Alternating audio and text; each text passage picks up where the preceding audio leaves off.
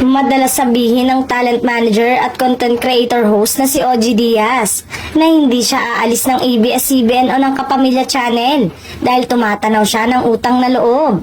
Kaya laking gulat ng netizen ang magpatawag ang TV5 para sa media ko ng bagong programa ni OG na Quizmosa kasama sina Jegs Chinel o mas kilala bilang Tita Jegs sa online show nilang Showbiz Update at Ton Soriano.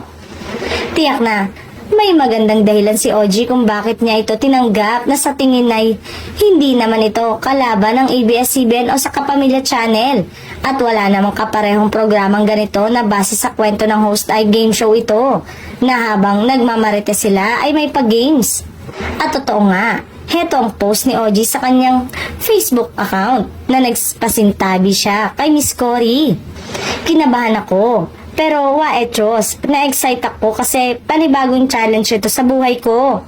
Kung kailan naman nagkakaedad na, tsaka naman nabibigyan ng mga ganitong pagkakataon, juicy pa ba? Thank you, Papa God. Samahan nyo kami ni na Tita Jegs, Ton Soriano. Thank you sa TV5 sa pasabog na pag-welcome. May pa-billboard pa silang nalalaman. Kaya sana, ma-meet namin ang expectation ng management. Yes, bago pa ho ako makipag-meeting sa creative ng TV5, nagpaalam po ako sa aking nire-respetong channel head ng ABS-CBN na si Tita Cory. At nakakuha naman tayo ng basbas. Kaya thank you, Tita Cory, I love you. Game ng chumika. Basta tama ang sagot at impormasyon nyo, mga kapitbahay kong Quizmosa. Malaki ang chance mong mag-uwi ng cash prize.